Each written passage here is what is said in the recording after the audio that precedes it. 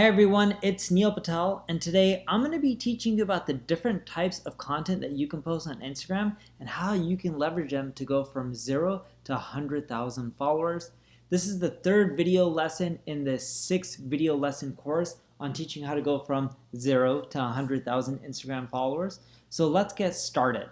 There's a lot of different types of content that you can put on Instagram. Everything from stories to giveaways to tutorials to quotes, open-ended questions, even before and afters. A lot of plastic surgery, people love the before and afters.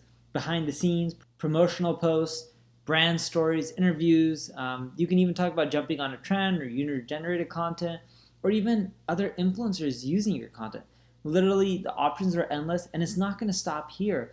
As people come up with new types of content like carousels, you're going to see more of those as well.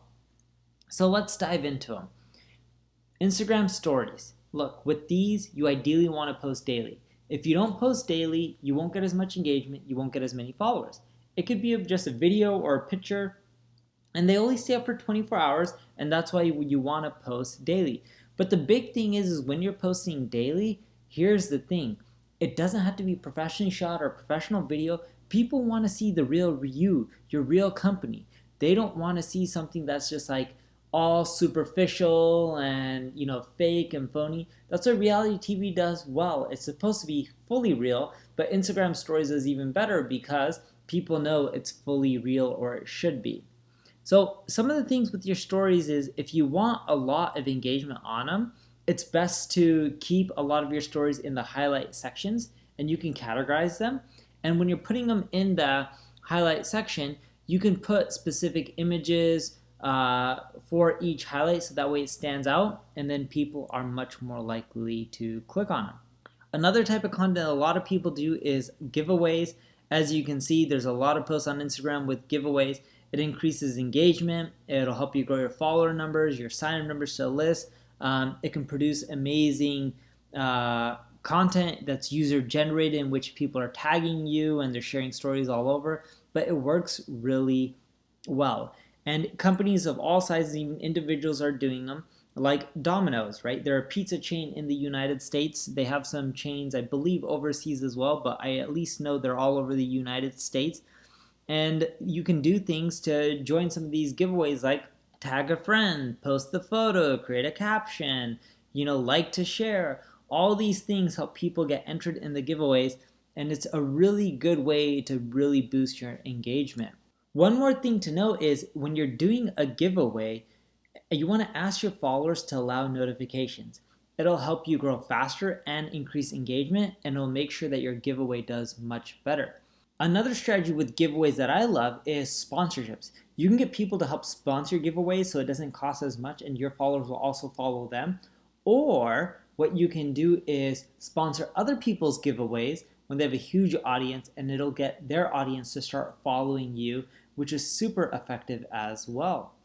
I also like using tutorials. This is one of the biggest type of content pieces that you'll see on my Instagram profile, whether they're videos or slides. Slides are also known as carousels, where you keep sliding, next to get some facts.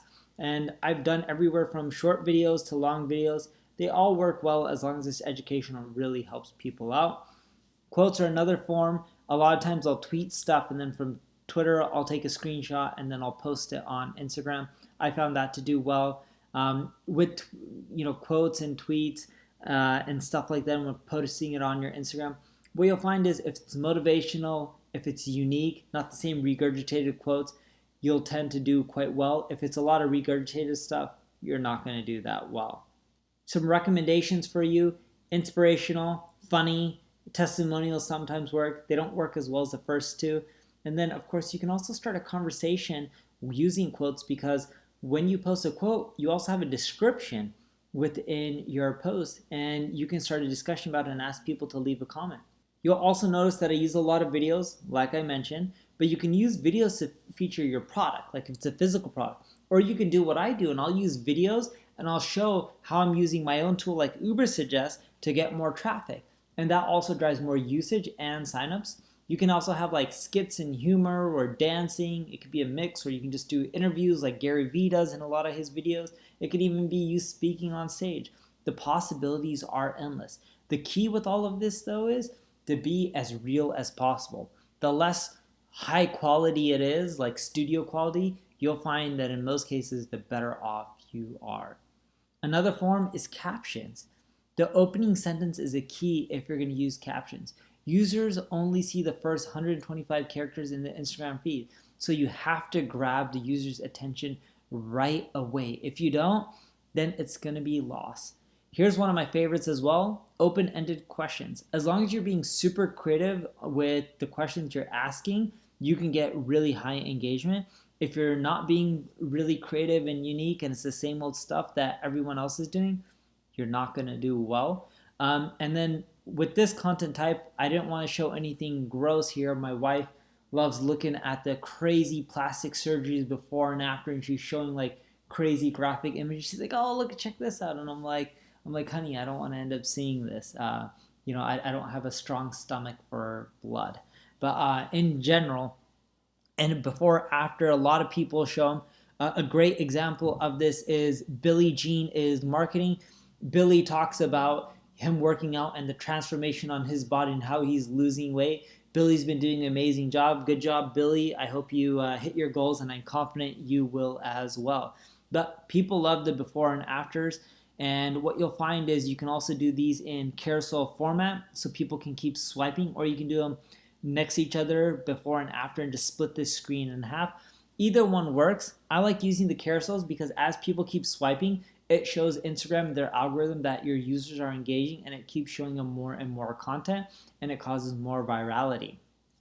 Promotional posts, you can feature brands or other people who are paying you, or it could be connected to events that you're going to.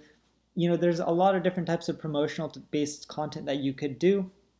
A lot of it doesn't have to be sponsored. Like, it could be promotional posts for your own product, the company that you work at, right? If you're in marketing and you work at this company, you can evangelize your own brand. It doesn't have to be sponsored. I do that all the time. I promote my ad agency, Neil Patel Digital. I promote UberSys, my software. It all helps. It's all types of promotional content. And another type of content that I used to do way more of, I don't do as much anymore, was behind the scenes. People loved it, engaged with it, and we used to crop videos and talk about us doing bloopers and messing up and stuff that was just more personal. But people love this stuff, and it doesn't have to be videos. It could just be a photo of you and your team at work, or a sneak peek of a new product, or what you do during a downtime where you just taking pictures or having fun or goofing off. All that kind of stuff works. And as I mentioned, I also use carousel images with multiple images where I'm getting people to swipe right to get more information. And you can see at the bottom right corner, I have that little right arrow. I found that when you do that, it causes more engagement. And what you want to do with these carousel images, the multiple image posts, is you want to tell a story. If someone can follow through and it tells a story, and you can show that in a visual way or with data or information, and you create a persona with multiple images about yourself, or a story based on what you're trying to convey, it's all super effective. And the key is having the arrow telling them to swipe right. What you'll find is tons of engagement. These posts on my profile, they may not get the most amount of likes, but they tend to get the most amount of impressions. So you should check out using multiple image posts, or what I call carousels. Then, of course, there's brand story, right? What's unique about your brand? What's your unique selling proposition? How are people going to engage with it? What's the behind the scenes that'll make people connect with your brand? You can do that through Instagram Live, stories. It doesn't matter what it is. There's so many options. And one type of content that I constantly see on Instagram is lifestyle images. Everyone wants to showcase lifestyle. It can get a lot of followers. One of my favorite experience of lifestyle is Grant Cardone. And he'll showcase some of his nice cars. He has quite a few nice cars. And he'll even tell you, it's a waste of money. Don't buy the cars. He's like, I didn't buy these cars when I was younger. I don't know how old he is, but he seems, he must be older because he's married and he has kids, but he still looks young and he's in great shape. And funny enough, I know that because I follow him, and he'll post videos of him working out, traveling, speaking with his family. Some of my favorite moments are when he posts about his family, or other people that I know post images about their family. But going back to lifestyle, Grant does something awesome in which he has money. He shows that he has money. And he's like, look, I didn't get to where I am by buying all this crap. I got to where I am by investing myself. And whatever it may be, but that's a great use of lifestyle to get people to engage. Interviews, as I mentioned, works well too. You can do interviews with other people and go live. And if both people go live at the same time in an interview format, kind of like how people do podcast interviews, but you're doing Instagram live interviews, what you'll find is your followers will follow the other person and the other person's followers will start following you. I've done this quite a bit. At one point, I used to do one of these every single week, and every time I did it on Thursdays, my follower count would go up. The key with this is finding other guests who have similar amount of followers or more followers than you and in similar niches. You just don't want random people. You can always republish your content as well when you're going live on Instagram. You probably already have content on your blog, on YouTube, on Facebook. You don't have to create new content. You can republish, whether it's products or having call to actions at the end or other stories that you place on other social profiles or networks. Just use that stuff, repurpose, cut your videos down, and pop that stuff on Instagram. And if you want to go live by yourself, you can always do it. Ask me anything, and people can ask you questions. They can be in the comments. It can be done through live. You can even do stories and have people ask questions there or type something in. The possibilities are endless. This will boost engagement. And the key, when I keep talking about engagement, because I mentioned this a few times, certain contents create more engagement than others, even if they don't create more likes. When you create a lot of engagement, Instagram knows, their algorithm knows, hey, people are engaging, they must like content for this person. So when they post new content, let me show majority of their followers that content. Because if you have low engagement, what you'll find is as you post content, your followers will barely see it. Just because you post content, it doesn't mean your followers will see it. Instagram is very selective, hence you need to optimize your engagement. You can also jump on a trend. If you see a lot of people are doing things like years and years ago, there was that ice bucket challenge, the ALS ice bucket challenge, I believe is what it was called. Everyone started jumping on it. So if you see a trend, follow it, leverage it, keep pushing harder and harder, and it'll help you grow. Because it's like if everyone's into something right now, chances are you want to leverage it, from whether it's from stories to shoppable influencer posts to just being authentic, using hashtags works, Instagram story ads, having your ads look like all the content that would be on your landing page, and you can do that through stories. That's been super effective right now. So you want to keep trying and testing new things out, and it doesn't hurt. I also like using user-generated content, especially for e-commerce profiles. If you're selling something, other people are rocking your product, wearing it, using it like a face mask, you got to post it. It shows authenticity, shows that people like it, shows people are buying it, and normal stuff, right? You want to be realistic. It's like, do you remember those Victoria's Secret fashion shows? They stopped doing them. I don't know if they'll bring them back, but I'm happy that they stopped doing them. And maybe I'm biased, but it's unrealistic. Like, I don't want my daughter growing up being like, that's what you need to look like.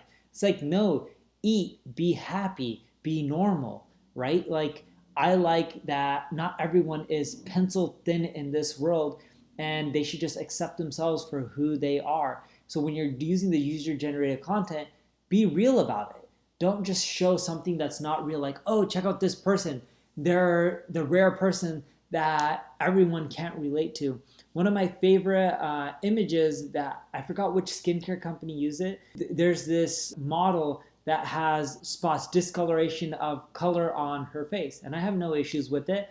And I know people who have gone through that are family friends. And I like how they use that person as their model, because that's real. No one's going to be perfect, like a Photoshop or like that Victoria's Secret model that you see on TV that's not going to potentially eat for that whole day and work out for 5 hours a day so they can end up looking like that. Now, on top of that, you got all these content types. You also need to know some best practices. Look, if you're going to post on IG, you got to make sure your images fit correctly. You don't want them all looking choppy or having black borders. Make it fit correctly. You also want to see what times your audience is engaging with you, and you want to post during those times. If you notice that you post at night and no one engages with that content, then maybe you shouldn't post as night as much. If you notice that you post early in the mornings and it does better, then post during early mornings. And you also want to think about your frequency. If you post too often, does it cause your engagement to go down on all your content? when you include CTAs, are you increasing your revenue? When you have a specific theme, are you doing better? Research, research, research, and test, test, test. This will allow you to optimize what you're doing. And some general things, as I mentioned, appropriate size images. You want to be consistent. You want to post during optimal time. You want to post content that your audience wants to see, not just stuff that you want to see. You want to include call to actions. You want to tell stories with visual content. You want to maintain your brand voice and be consistent. You want to utilize IG stories to engage your audience, and you want to research appropriate hashtags and use them wisely. Without the hashtags, you won't get as much traffic. Some other best practices: focus on user-generated content, have visual feed, like you want your feed to be very visual, not just text-based stuff. You want to encourage comments, maybe ask people questions or have them tag a friend. You want to try using GIFs. People love GIFs because it's animated. My wife once did an image of my baby, pulling up her dress just a little bit. She's wearing a diaper, so nothing crazy, and then putting it down, and it was like I forgot what it is called, but it continued, went on repeat. I forgot what the term is. I should know it because I've used it so many times. But that did really well. It's actually one of my most active pieces of content. Subtitles, closed captionings helps a lot of people because not everyone has voice turned on. It's not turned on by default. You, of course, want to use analytics to measure your performance and then optimize. There's a lot of tools out there like Social Blade, which I mentioned in the last lesson, that'll help you optimize and track everything that you're doing so that way you can grow your following as well. If you take all these best practices that I'm breaking down and you follow everything that I'm teaching you within Instagram, hopefully you can be an example just like Kayla here, right? She was born in 1991. She's one of the 30 most influential people on Instagram. And as of 2018, her wealth was observed as $63 million. She's a creator of a series of fitness ebooks called Bikini Body Guides and meal planning workout app, Sweat with Kayla. Look, you can be another example like Kayla. There's so much potential out there. You may not get 12 million followers, but hey, even if you're a fraction of what she's done, even if you get to $1 million, that's huge. So just keep all of that in mind. And a lot of times you'll be able to do stuff that could bring more money or followers, but I would recommend if it goes against your brand, don't do it. In 2015, Apple featured another company in an advertisement for an Apple Watch demonstrating how heart rate monitor feature of their product works.